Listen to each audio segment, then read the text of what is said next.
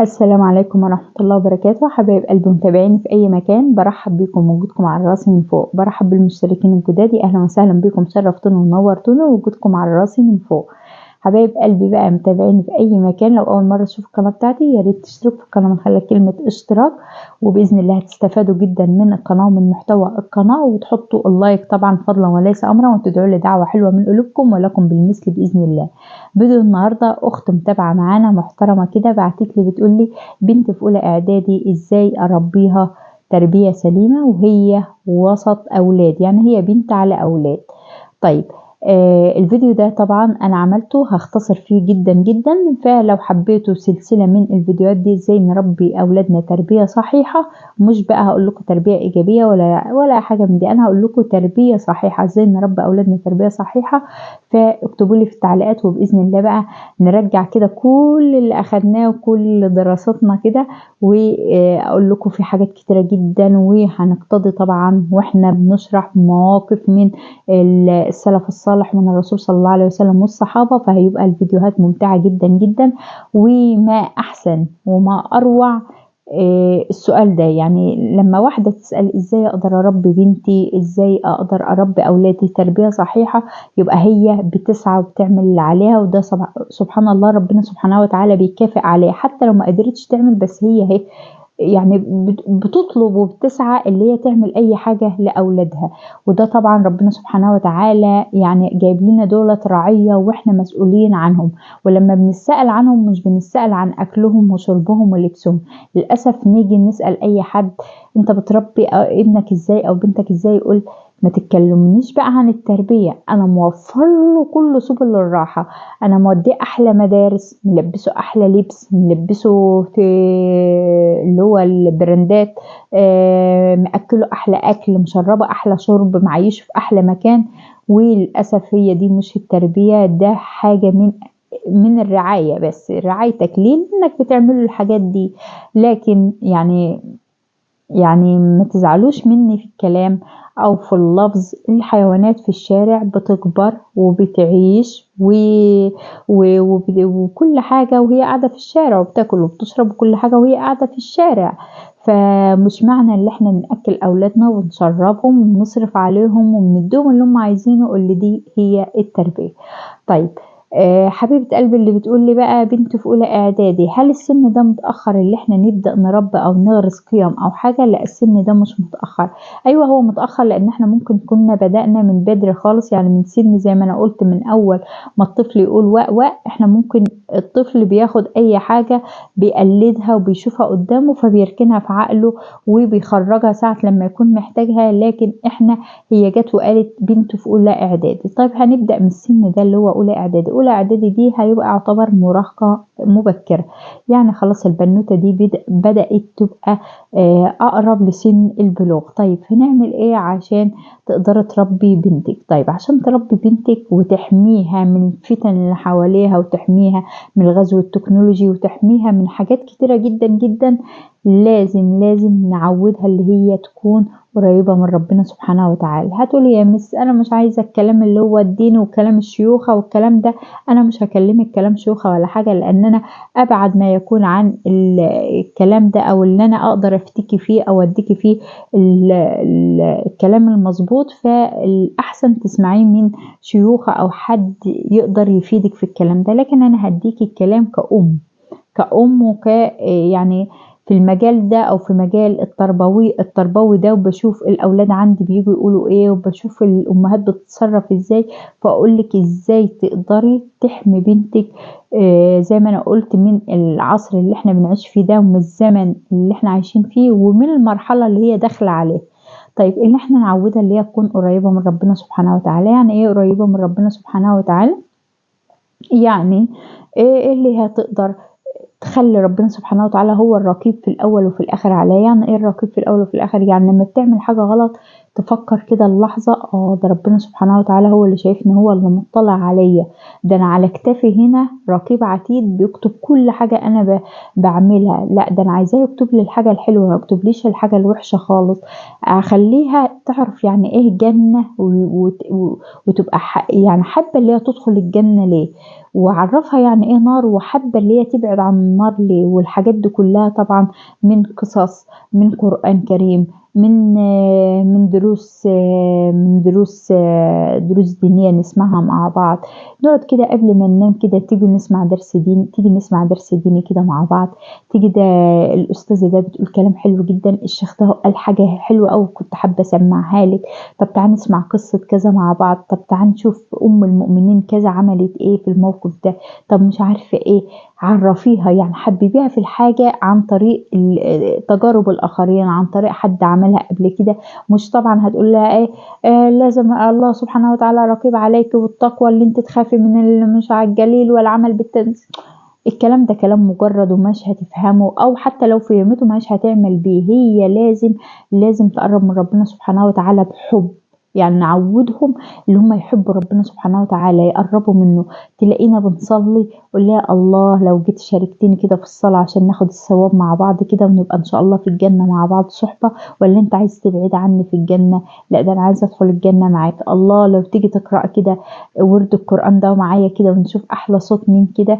طب تيجي نسمع تفسير الآيات اللي قرأناها، طب تيجي مثلا نقرأ ونشوف قراءة مين اللي صح، ونعدل لمين ونعدل لبعض القراءة. طب تعالي نسمعها بقى من شيخ نشوفه بيقرأها ازاي، يمكن انا قرأت انا وانت غلط. طب تعالي نروح نحضر درس علم، طب تعالي نسمع كذا. طب خليها شريكتك في كل حاجة، خليها صاحبتك في كل حاجة، وانت بتعلميها الجانب الديني. يعني خليها تقلدك طالما انت قدامها، خليها تقلدك، خليها تقلد باباها. خليكي مثلا صادقة قدامها، عمرها ما هتكذب. لكن انت بتكذبي وتنصحها تقول لها ما تكذبيش ازاي وهي شايفاكي انت على طول بتكذبي. مثلا بتسرقي وتقول لها ما تسرقيش، مش هتسرق ازاي وهي شايفاك على طول بتسرقي. هتقول لها ازاي ما تختبيش او ما تتكلميش عن حد عيب مش في وجوده، وانت على طول ماسكه التليفون 24 ساعه بتتكلمي عن حماتك وعن اختك وعن جارتك وعن سلفتك وعن جارك وعن كذا وكذا. هي طالما ما فيش قدوه هي هتقلدك ازاي؟ فلازم القدوه، لازم هي شايفاكي ماشيه كده هتمشي كده، شايفاكي ماشيه كده وماشيه كده هتمشي ماشيه كده وماشيه كده على طول، من غير ما تتكلمي. فأول حاجة عشان تقدر تربي بنتك تربية سليمة إنك تقربيها من ربنا سبحانه وتعالى. هي كبرت اهي، يعني في أولى إعدادي، يعني أنت المفروض عرفت بقى ربنا، وعرفت الثواب، وعرفت العقاب، وعرفت الجنة، وعرفت النار، وعرفت يوم القيامة، وعرفت الموت، وعرفت البعث، وعرفت كل حاجة من دي. نقربها لها بقى، تعال نصلي مع بعض، تعال نصوم النهارده، ده النهارده سنة عن الرسول. طب بلاش بقى الحاجات دي عشان ما تدخلش في جانب الدين أكتر أو حاجة. بس أنا بقولك لما بتقربيها من ربنا سبحانه وتعالى ويبقى الجانب الديني عندها مظبوط، هتبقى كده ضمنت 99% من تربيتك.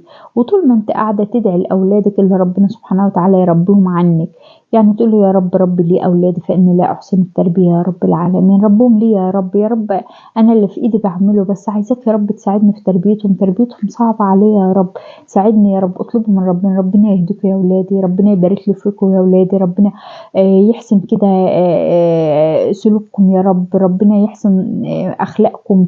ادعي لهم، ما تبطليش دعوات. يعني الدعوة ممكن تكون مستجابة أو ممكن تستجاب، فادعي لهم على طول. طيب عشان بقى بنوت كده تحبني وما تنحرفش في أي مكان تاني، أو ما تنحرفش مع حد تاني، أو ما تعملش حاجة من ورايا. وطبعا اللي يقولك أنا بركب مراقبة على الواتس أو مراقبة على الموبايل عشان أشوفها ماشية فين ورايحة فين، الأولاد عادوا هارشين كل الحاجات دي، وعادوا أشطر مننا بكتير، وعادوا عارفين انت بتراقبيها ولا لأ، انت بتصنطي عليها ولا لا، انت بتعرفي هي انت بتسألها السؤال ده عايزة تطمني عليها بجد ولا عايزة تعرفه وتستقصي الحقائق. عادوا فاهمين كل حاجة، فما عادش جو اللي هو المراقبة وجو انا براقب الواتس بتاعه. اللي عايز يعمل حاجة هيعملها والله لو ايه. فانت عشان هي ما تعملش حاجة تضايقك او تضايق ربنا سبحانه وتعالى، احنا خدنا هنقول ان ربنا سبحانه وتعالى هو المقام الاول. يعني كل ما تعمل سلوك تعرف هو هيضايق ربنا ولا لا. ده لو عملت كده او انت علمتها مراقبة الله سبحانه وتعالى، او اللي هي تخاف من ربنا سبحانه وتعالى، خلاص اطمن عليها. هتعرف اللي هي لما هتيجي في اي موقف هتفكر، هتعرف السلوك ده صح ولا غلط، هيضايق ربنا الاول ولا لا. لو ما ضايقش ربنا يبقى بالتأكيد مش هيضايق ماما ولا بابا. لكن لو ضايق ربنا يبقى بالتأكيد هيضايق ماما وبابا، وهيضايقني أنا وهيضرني أنا. فهتبعد عنه يعني على طول على طول كده، يعني حاجة هتوجهها على طول. طالما هي مراقبة ربنا سبحانه وتعالى وبتقيم نفسها على طول أول بأول، مش محتاجة حد اللي هو يقعد يقول لها لا يا بنتي ده صح، لا يا بنتي ده غلط، لا يا بنتي انت عملت كده ليه، لا يا بنتي مش عارفة سويتي ايه، لا يا بنتي كذا كذا. فهي بإذن الله هتكون ماشية في الطريق المظبوط. فانت ابدأي معاها كده، حتى لو انت ما كنتش بتصلي، حتى لو انت ما بتقرأش قرآن، حتى لو انت ما بتصومش، حتى ابدأي معاها، خلوها بداية مع بعض كده. وافتكروا دايما الأيام الحلوة دي، وافتكروا دايما التشجيع لبعض والتحفيز. تاني حاجة انك ما تلوميش على أولادك خالص أو تنتقديهم قدام حد، وخاصة بنوتك كبرت. يعني ما تجيش تقوله قدام خالتها مثلا، أو قدام حتى لو حد مقرب لها خالص، أو قدام أخوها أو قدام باباها أو كذا. ده غبية، ده فاشلة، ده جايفة، ده رمة، ده كسولة، ده ما مش عارفة ايه، ده ايه. الصفات دي طبعا البنت هتكرهك وهتحط جواها وهتشيل منك. حتى لو انت جيتي عملت ايه هي هتفك مش ماما قالت عني كذا فانا كذا خلاص. حتى لو ايه انت هتيجي تكلمها بعد كده، حتى لو سيستها تقولك فاكرة يوم ما قلت عني كذا قدام كذا، او انت مش انت على طول بتقول عني كذا فانا كده خلاص. ما تستنيش مني حاجة حلوة بقى، مش انت قلت عني كذا فما تستنيش مني حاجة حلوة. فيا ريت يا ريت ما تلوميش بنتك قدام حد ولا تنتقدها قدام حد. تالت حاجة، يا ريت يا ريت ما انت قلتي لي اللي انت بتقارنيها باصحابها وقرايبها عشان خاطر تبقى احسن. عمرك ما تقارنيها بحد. شوفي دي مثلا محترمة ازاي، او شوفي ده اشطر منك ازاي، او شوفي دي كذا او شوفي دي كذا. البنت هتكرهك في اسلوب المقارنة بتاعتك. المفروض تحبي بنتك دي زي ما هي وتشجعيها اللي هي تبقى احسن. حبيبتي انت كده انا حباكي زي ما انت، انا عايزاكي انسانة سوية مش معقدة، ما عندكيش عقد نفسية. عايزاكي بنوتة كده بتتمتع بكل الصفات الحلوة. انا هيجيلي ايه لما اقعد اقارنها وهي تقعد تشتل في نفسها وتغير وتحقد وتبص لهم بصات وحشة وتتنمر وبصوا بقى وتعمل في نفسها حاجات تجمل في نفسها عشان تبقى احسن منهم. وبأي طريقة بقى هي انت لما هتقارنها بدي هتبص لهم كده ده فيهم ايه احسن مني. ممكن عشان طريقة لبسها احسن مني هتضطر بقى، حتى لو هي لابسة احسن منهم واقدم منهم هتضطر تقلدهم عشان تبقى حلو. ده هم حلوين عني او اشطر مني عشان بيكلموا الصبيان، او مثلا يعني مش خجولين اللي هم بيتكلموا بحرية جديدة. لا ده انا هبقى امر منهم بقى عشان ابقى احسن منهم واعجب ماما. لا ما تقارنهاش باي حد خالص. هي بنتك زي ما هي، زي ما هي تقبلها بكل حاجة، بوحشتها بحلاوتها بكل حاجة. عمر ما في حد يعني عنده بنت او عنده ولد اكيد شايفه وحش. لا اكيد كلنا شايفين اولادنا حلو، واحنا لما بنقارنهم بيبقى غصب عننا عشان نحفزهم. بس للاسف الاسلوب ده طبعا بيتعب اولادنا جدا جدا وبيطلعوهم يعني اناس مش اسوياء، ما هماش اسوياء خالص. تالت حاجة انك تحب بنوتك زي ما هي وتتقبليها زي ما هي. ما تحبيها حب مش مشروط. يعني مش لو انت ذاكرتي وبقيت شاطرة انا هحبك، لو انت مشيتي مع البنوتة دي وسبتي دي انا هحبك، لو انت مش عارفة ايه انا هحبك. لا يا حبيبتي، حبيها زي ما هي، حبيها اللي هي بنوتك، حبيها كل تصرفاتها، حبيها كل كلامها، حبيه كل دلعها، حبيها بكل شخصيتها كده زي ما هي، حبيها. طيب الحاجة اللي بعد كده انك تشبعيها حب وحنان ودلع. يعني حسسيها اللي هي اميرة البيت، هي فاكهة البيت، هي الحاجة الجميلة في البيت، هي روح البيت. احضنها كتير، ملسي على شعرها كتير. تعالي يا حبيبتي اما اسرح لك شعرك. الله تعالي يا حبيبتي اما احضنك كده حضن وحشتيني والله. الله ده احنا كنا قاعدين وانت في الدرس البيت من غيرك ماليش اي معنى. والله انت فاكهة البيت ده، والله صح يا فلان او صح يا كذا. والله انا من غيرك ببقى محتارة، انا حاسة ان انت راسي ورجلي، انت عقلي، انت سمعيها الكلمات دي كتير، سمعيها عشان ما تضطرش اللي هي تطلع تسمعها بره. هتلاقي واحد صاحبها السن ده بقى كله بقى الصبيان مع البنات بقى والحب بقى هيبدأ والكلام ده كله، هيسمعها كلمة حلوة هتنجرف ليه او هتحب تسمعه. هتسمع حد هتكلمه في التليفون من وراكي، هتسمع لو حد كبير وقال لها كلمة حلوة في الشارع هتحبه وهتقول الله ده معوضني الحنان والحب اللي بابا وماما ما عملوهوش معايا. فانت اشبعيها بكل حاجة، كل ما تقوليش بقى يعني انت كده هندلعها وهنخليها بنت مرقة وهنخليها لا، مش هقصد الحب والحنان انك خليكي حازمه معاها. يعني لما تغلط عرفيها لا يا حبيبتي السلوك ده المفروض نعمل فيه كذا، طب شفت كذا عملت كذا، احكي لها قصه. إيه مثلا لقحي كلام كده من بعيد اللي هو شغل الايماءات، مثلا اللي هو انت تقصدي توصلها معلومه بس من خلال حد تاني خالص بعيد، عشان هي بت ايه ذكيه كده تقوم ايه فاهمه كده انك بتقولي عليها او بترمي لها الطوبه في ملعبها اللي هي تفكر بقى وتعرف التصرف الصح ايه التصرف الغلط ايه. عرفيها، يعني ما بقولكيش انك تدلعيها او تشبعيها حب وحنان، انك تدلعيها بقى وتسيبيها بنت بقى شايفه نفسها ايوه انا مش عارفه ايه، والبنات الحركات اللي قعدوا بيعملوها دلوقتي اللي هم مسترجلين فيها، وكل واحده مدخله القميص من بره كده في البنطلون وسايباه من ورا وكل جسمها باين من قدام. للاسف ده مش اللي هو الدلع والحب. انا ادلع ولادي بس اخليها محافظه على نفسها، ادلع بنتي واشبعها حب وحنان بس اعرفها لو لابسه بلوزه ضيقه لا معلش البلوزه دي ما تخرجيش بيها ضيقه جدا ومجسماك يا حبيبتي في اوسع منها، البسي اوسع منها هيبقى احسن عليك. اختاري معاها اللبس، طقمي لها لبسها كده على بعضه، اللي بيهندميها بتبقى في السن ده لسه ما عرفتش مثلا الالوان المناسبه مع بعضها ايه، قولوا لها اللون ده يليق اكتر، اللون ده مخليكي جميله. الله ساعه ما تلبس حاجه الله الله ما شاء الله جميله زي الملايكه فيه، زي القمر فيه، زي كذا فيه. اضحكي عليها شبعيها حب وحنان. زي ما انا قلت لك حضنها على طول، بوسيها، خدها في حضنك وانت نايمه، دفيها، قول لها دفيانه يا حبيبتي، بردانه يا حبيبتي، مش عارفه ايه، اساليها عطشانه جعانه اعمل لك كوبايه حاجه يا حبيبه قلبي. وما تقوليش مثلا لما اجي اقول كده، انا عمري ما قلت كده لاولادي هيبصوا لي مثلا بصه مش هي، او بتمشي بعيد عني وما بتردش عليا. هتمشي بعيد عنك مره واثنين وثلاثه لان هتفكر ده انت حاجه من دماغك طقط او اتهبلت او حاجه، لكن بعد كده هتاخد اللي هو ده الاسلوب بقى خلاص ان انت بقى اسلوبك معاها كده فهتحبك على كده وهتصاحبك بقى. فعوديها اللي هي تكوني انت صاحبتها ازاي؟ يعني اي حاجه تحصل لها تيجي تحكيها لك، مش تقول لها كل اللي يحصل لك بره تيجي تحكوا لي. انا مش عايزه الاسلوب اللي هو الامر واللي هي تيجي تنفذ، لا انت من نفسك كده.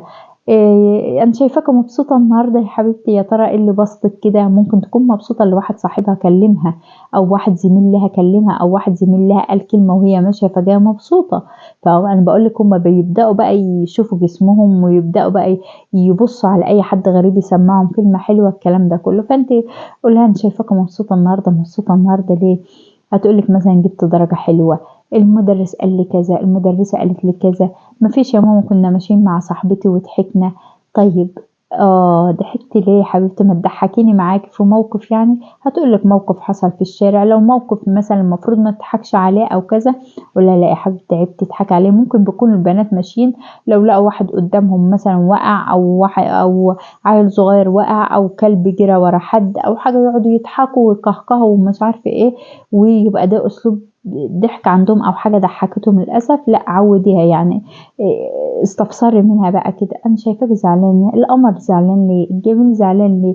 خدها في حضنك طبطبي عليها وما تخليهاش تتكلم، طبطبي عليها كده واقعدي ادعكي لها في شعرها، اعمليها في ودانها، ادعكي في ظهرها كده، طبطبي عليها، خدها في حضنك اكبر وقت. هي هتحكي لك من نفسها يا ماما ده حصل كذا، ده واحد زميلي قال كذا، ده واحده زميلتي خدت مني كذا وما جابتوش، ده المدرس قال لي كذا والله يا ماما المدرس وانا ما كنتش عملت حاجه، المدرسه عملت كذا وانا ما كنت او كان نفسي اجاوب ما جاوب. هتحكي لك بقى، تفتح لك صدرها وهتحكي لك.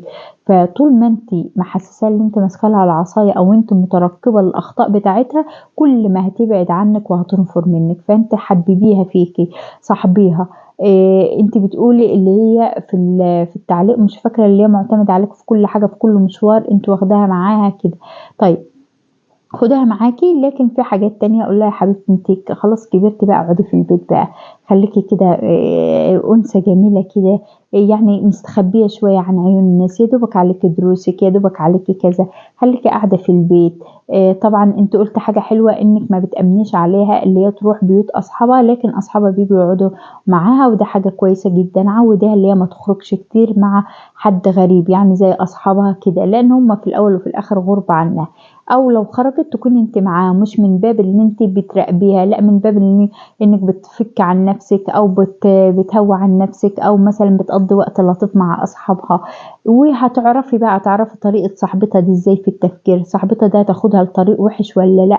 لان الاصحاب يعني بيقولك الصاحب ساحب، يعني الصحبة دي ممكن تسحبها لطريق وحش خالص لا قدر الله، ويخبوا عليكي، واول ما انت تدخل عليهم الاوضه كده يغمزوا بعض او يسكتوا او مش عارفه ايه، ولكن في الطريق بيعملوا حاجات كتيره وحشه، او بيكلموا حد، او مثلا بيعملوا هو فعل وحش، او مثلا ما بيروحوش الدرس وهم فاهمينك اللي هم بيروحوا الدرس. فانت لازم تقعدي مع اصحابها دولت وتشوفوهم وتختبريهم مره واثنين وثلاثه بذكائك كده، يعني كم موقف كده قدامهم، شوفي كل واحده طريقه تفكيرها ازاي، شوفوهم محترمين ولا ايه، شوفوهم هيتصرفوا ازاي عشان تعرفي او بنتك ماشيه مع الصديق الصح ولا لا. طب افرض لقيتي اصحابها دولت مش اسوياء، او مثلا طريقه تفكيرهم مش عاجباكي، او مثلا لبسهم مش عاجبك، او نمط حياتهم مش عاجبك عموما، وهياخدوا بنتك او بنتك هتحاول تقلدهم او حاجه، ابعدها عنهم تدريجيا. كل ما بنتك لقت منك الحب والحنان كل ما هتشبع منك، ومش هتلجأ لأي حد غريب خالص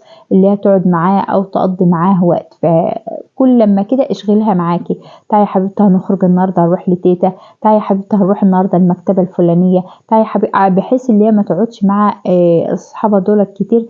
ايه رايك يا حبيبتي لما ما تفوتيش على صاحبتك دي، او صاحبتك دي تفوت عليكي وانا هاجي اوصلك للدرس لانك في طريق مثلا، او الدرس ده في طريق الكذا، او انا رايحه الدكتور فلاني فبالمره اخدك معايا في الطريق وهرجع اعدي عليكي كده. بس ايه، مره في مره، مش كل مره كده كده هتفهم على طول ان انت هتبعدها عن اصحابها دولت. لا، مره سيبها تمشي معاهم، ومره خديها انت توصليها، ومره مثلا شغليها مثلا انك رايحين مشوار او كذا او كذا، بحيث اللي هي تقلل جدا من رؤيه اصحابها دولت لحد ما خلاص تقدر تقيم نفسها وتعرف ايه الصح وايه الغلط. ما هي لما هتحبك وهتبدا ربنا سبحانه وتعالى خلاص مراقبه ربنا سبحانه وتعالى وتعلميها، وهتحبك وهتفضفض ليكي، فخلاص هتبعد بقى عن اصحابها تدريجيا، لان هي خلاص شبعانه حب وحنان، شبعانه دلع، شبعانه ثقه في نفسها، شبعانه حريه، شبعانه كل حاجه في بيت اهلها في بيت ابوها وامها.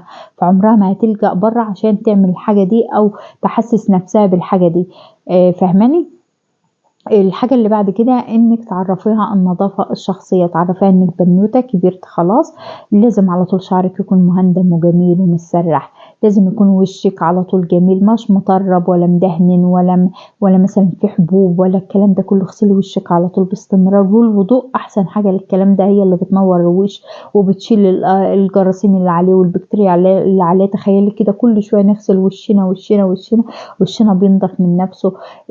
ضوافرك ما تسيبهاش طويلة، انا بشوف بنات سايبين ضوافرهم طول كده ليه، وحاطين عليها اكلادور وحاجات. لا، ضوافرك يا حبيبتي ما تسيبهاش طويلة، خليها قصيرة. او لو عايزة تطولها طولها شوية بس تبقى نظيفة، تبقى بشكل جميل، بس ما تطولهاش قوي. الكلام ده كله واحدة واحدة، وبنتك هتسمعك وبنتك هتحب. مثلا نظافة جسمك، تهتم بنظافة جسمك، ما حدش يشم منك ريحة وحشة، تكوني قاعدة في البيت على طول كأنك طالعة برا أو كأنك خارجة برا، لابسة البيجامة نظيفة عليكي وجميلة ومتعطرة، لابسة هدومك كده جميلة ومش مبقعة مهندمة كده، اختاري لها لبسها، قولي لها الله البيجامة دي بتبقى حلوة عليكي، البرمودا دي جميلة، تاخدي مثلا كاش من عندي، البسوا مع بعض، اختاري لها لون وهي تختار لك لون، او اختاري لها حاجة وهي تختار لك حاجة، ولا تيجي نوفق لبسنا مع بعض كده، نكون كابلز كده، بدل ما تعمل الحاجات دي مع بره. يعني هتلاقي اصحابها بره تقول لها انت هتلبسي ايه النهارده، التيشيرت كذا على البنطلون كذا، طب انا هحاول اقلدك بقى واجيب تيشيرت كذا عشان نبقى ماشيين شكل بعض كده. بشوف بنات ماشيين كده نفس الطرحه نفس الستايل بالظبط، حتى رفعة الكم نفس رفعة الكم، نفس تدخلة الكوتش في البنطلون من تحت، نفس كذا. لا، عوديها بقى، يعني عوديها ان اللي هي كل حاجة تلجأ لك انت او تبقى معاك انت، وما تزعليش اللي بنتك مثلا معتمدة عليك في كل حاجة. انت ما تخليهاش معتمدة عليكي اللي هو اعتماد انك مثلا تغيري لها او تحضري لها هدومها او تنظفيها او كذا، لا خليها تعتمد على نفسها، بس تعتمد عليكي في حتة ايه، اللي هتاخد رأيك في كل حاجة، تحكي لك كل حاجة، تصاحبك، وده احلى حاجة. يعني شبعوا بناتكم حب، شبعوا اولادكم حب، مش البنات بس، البنات والولاد كمان. عرفيها بقى اخلاق كده، زي ايه مثلا اداب الاستئذان، لما تدخل على اخوك يا حبيبتي لازم تخبطي، اخوها بالمثل لما يدخل عليها لازم يخبط، لما تدخلوا على حد غريب لازم تخبطوا 3 خبطات، ما سمعتوش حد بيرد عليكم ما تدخلوش ولا تفتحوا باب الاوضه على طول، او باب الشقه او باب كذا.